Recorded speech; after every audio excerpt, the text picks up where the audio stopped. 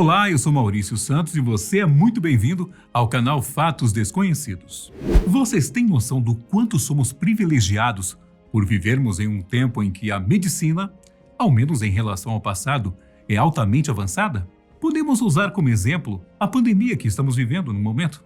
Antigamente, a humanidade não sabia exatamente como lidar com certos tipos de doenças.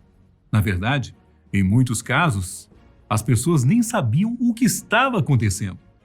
A medicina precária da época não era capaz de identificar a doença ou mesmo de indicar os tratamentos corretos. Por exemplo, durante a pandemia da peste negra, muita gente achou que a doença fosse uma maldição ou até mesmo uma punição enviada por Deus.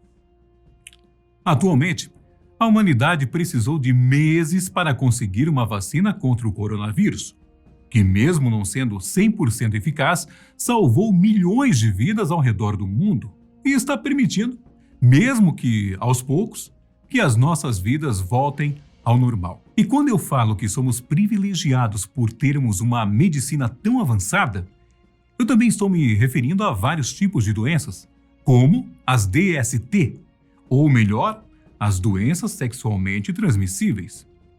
Você tem noção de como era tratar uma doença como essa no passado?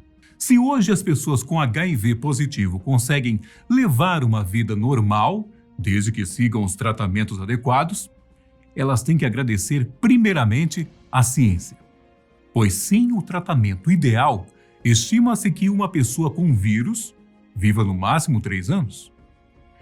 Agora, imaginem antigamente. Obviamente, a AIDS ainda não existia na Idade Média, ou, ao menos, não tinha sido descoberta. Mas nesse tempo, muitas outras doenças sexualmente transmissíveis faziam aí suas vítimas, e não tinham chance alguma sem um tratamento eficaz. Na verdade, os médicos da época não sabiam nem os nomes das doenças. Muitos estudiosos, analisando relatos antigos, fazem suposições sobre o que as pessoas com DST da era medieval vivenciaram. Mas é importante observar que eles não usavam a mesma terminologia de hoje. É bem provável que a sífilis e a gonorreia já existiam na Idade Média, mas não eram conhecidas por esses nomes. A doença das queimaduras, por exemplo, pode ter sido gonorreia, mas não temos como saber se todos os casos eram realmente gonorreia ou se outras infecções também eram chamadas do mesmo jeito. Embora as pessoas da época provavelmente não precisassem se preocupar com as doenças modernas como o HIV, não podemos ter certeza de que doenças estavam falando, exceto aquelas amplamente conhecidas, como a sífilis. E como eu disse, com uma medicina precária, as pessoas não faziam ideia do que era a doença, do que causava ou mesmo qual a cura. Com isso, as pessoas tiveram que apresentar suas próprias teorias sobre como as doenças se propagavam. Para as pessoas que acabavam contraindo DST e eram conhecidas por frequentarem estabelecimentos noturnos, se é que vocês me entendem, a explicação estava longe de ser o contato físico com profissionais do sexo. Na verdade, a explicação mais plausível para a época era que a doença era consequência do pecado. Assim como na pandemia da peste negra, que acreditavam que era a punição de Deus, as pessoas achavam que a fornicação levava a punições físicas, o que chamamos hoje de doenças sexualmente transmissíveis. E sabe o que era mais bizarro nessa história toda? Lidar com uma DST geralmente significava punir as prostitutas da época. Como a Europa medieval era uma sociedade cristã patriarcal, as mulheres eram vistas como mais fracas e inferiores aos homens. Muitas vezes, eram consideradas tentadoras e culpadas de tirarem um homem do caminho certo, se baseando no conceito de pecado original da Bíblia. Isso significava que as prostitutas não eram tratadas com respeito, especialmente quando se tratava de DST. Pela lógica da época, elas podiam, por exemplo, ter se envolvido com um leproso e, em seguida, transmitiam aquela doença para quem elas encontrassem em seguida, mesmo que elas não apresentassem nenhum sintoma. As mulheres eram mais propensas a serem as portadoras de doenças e podiam ser banidas das famosas casas de banho, por carregarem a tal doença de queimação. Quando um homem contraía uma doença, ele geralmente culpava as relações com as mulheres, e não com uma única mulher que podia ser portadora da doença. Como resultado, muitos deles passaram a se envolver com os homens para evitar contrair tais doenças. A ignorância era tanta que as mulheres que eram consideradas portadoras das doenças eram punidas por isso, como se os homens que tiveram relações sexuais com elas não tivessem culpa nenhuma. O pior é que pouco se sabe sobre como era a vida das garotas de programa nessa época. Muito do que sabemos hoje sobre essa profissão na Idade Média não se baseia em relatos de primeira mão, já que a maior parte da população era analfabeta. A educação era administrada principalmente pela igreja, o que significava que a maioria das pessoas que sabiam ler e escrever fazia parte do clero. Então, talvez a gente não saiba nem metade dos horrores que foram feitos com essas mulheres, já que os registros eram feitos por religiosos e provavelmente contavam apenas uma versão da história. Talvez a pior parte de lidar com doenças durante a Idade Média era não saber como identificá-las, gerando diagnósticos completamente errados. Por exemplo, a lepra era um diagnóstico comum na época. Qualquer indivíduo que apresentasse uma erupção cutânea era considerado potencialmente um leproso.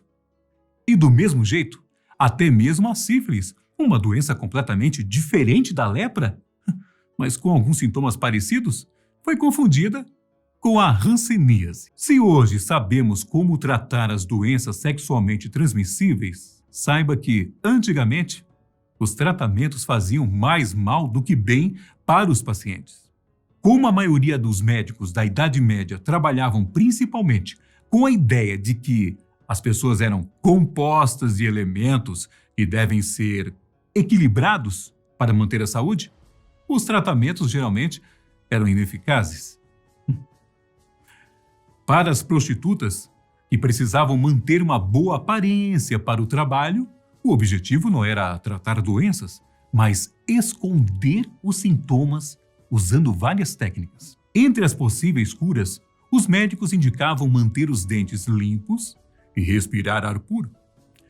Tratamentos que a gente sabe que são completamente ineficazes. Mas os tratamentos também podiam ser um tanto anti-higiênicos e alguns até prejudiciais para a saúde. O mercúrio era uma substância que fazia parte do tratamento para sífilis, com as pessoas esfregando a substância química diretamente na pele. Atualmente, a gente sabe que o mercúrio é extremamente tóxico e a exposição pode levar ao comprometimento da função cognitiva e até mesmo à morte, caso o uso seja prolongado. E mesmo que os médicos da época não entendessem muito bem como as infecções sexualmente transmissíveis funcionavam, eles criaram algumas curas bizarras. Visto que as DST eram vistas como punição por transgressões morais, principalmente de natureza sexual, a virgindade passou a ser uma cura natural.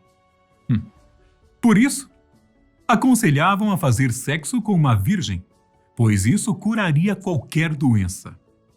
O mais assustador dessa forma de tratamento é que, definitivamente, a virgindade não protege uma pessoa de doenças e, muito menos, cura alguém. E que, como não existia sexo protegido na época, as mulheres virgens que foram usadas nos tratamentos provavelmente contraíram as doenças e foram condenadas pela sociedade por serem, como diziam na época, impuras. Como eu disse anteriormente, os médicos medievais não entendiam exatamente como as doenças eram transmitidas, mas alguns levantaram a hipótese de que envolvia um parceiro, corrompido. Os médicos às vezes sugeriam que qualquer pessoa que fizesse sexo com pessoas infectadas lavasse seus órgãos genitais depois da relação, pois assim estariam livres da doença. Embora esse tratamento fosse quase inútil na prevenção da DST, os médicos indicavam usar vinagre e urina para lavar os órgãos. Nenhum dos dois realmente ajuda a prevenir a disseminação das doenças, o que provavelmente explica o fato de por que os médicos faziam vários tratamentos alternativos. Acreditavam que tanto o vinagre quanto a urina purificavam a genitália, refletindo ainda mais a ideia de que as DST eram causadas pelo pecado. Mesmo que entendessem a origem das doenças em partes, eles achavam que era mais importante purificar, remover ou cessar as atitudes pecaminosas que levaram à infecção. E quando eu disse que não existia sexo seguro na época, não era algo muito comum mesmo. Mas existia um tipo de preservativo por volta dos anos 1500. Gabriele Fallopius, um anatomista e cirurgião italiano, desenvolveu um preservativo especificamente para a prevenção da sífilis. Feito de linho e embebido em produtos químicos, o preservativo era extremamente eficaz.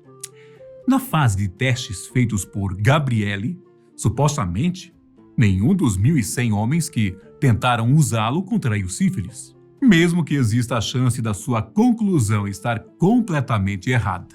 Embora haja poucos registros sobre como foi eficaz ou se a invenção foi amplamente utilizada, os preservativos têm uma longa história.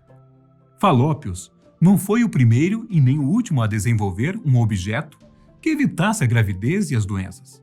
Os preservativos, mesmo que não fossem eficazes, existiam, mas ninguém estava interessado em usá-los. E aí?